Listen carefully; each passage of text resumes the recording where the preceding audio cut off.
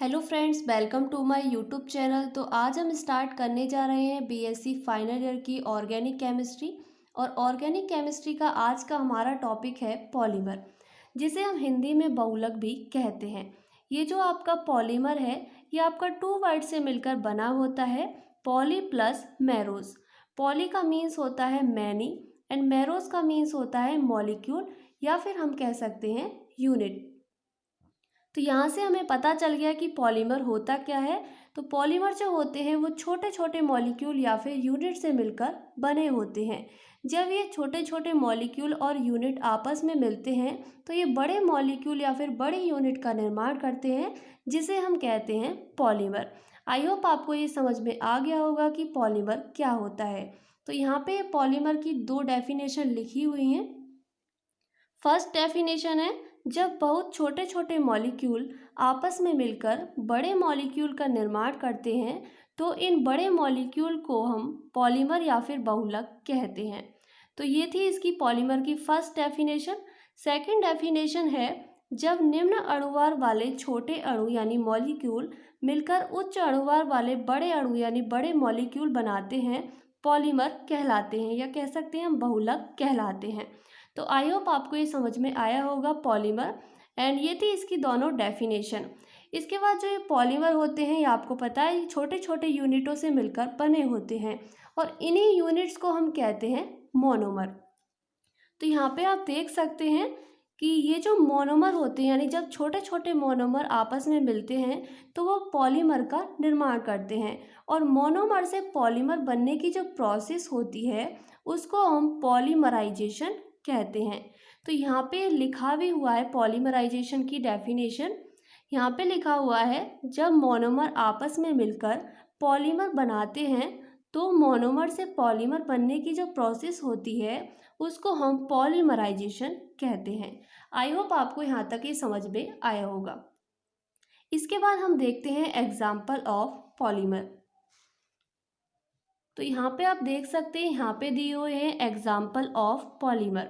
तो पॉलीमर के एग्जाम्पल कौन कौन से हैं? फर्स्ट है आपका पॉलीथीन, जो कि सबसे ज़्यादा पूछा जाता है।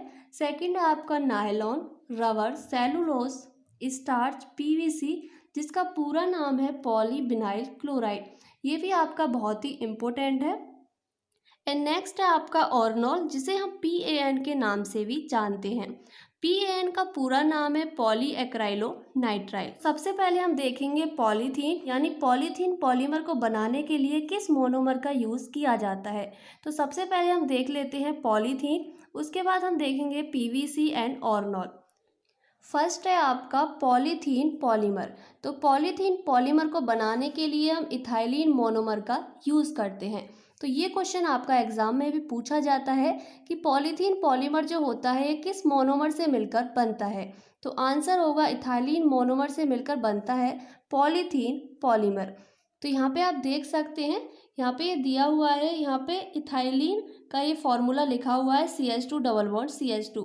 यहाँ पे हमने इथाइलिन के N मोनोमर लिए हुए हैं। जब ये इथाइलिन के मोनोमर आपस में मिलते हैं तो ये पॉलीथीन पॉलीमर का निर्माण करते हैं। सेकंड है आपका प्रोपेलिन, यानी जब हम प्रोपेलिन के बहुत सारे यानी N मोनोमर लेते हैं तो यहाँ पे हमारा पॉलीप्रोपेलिन पॉलीमर का निर्माण होता है।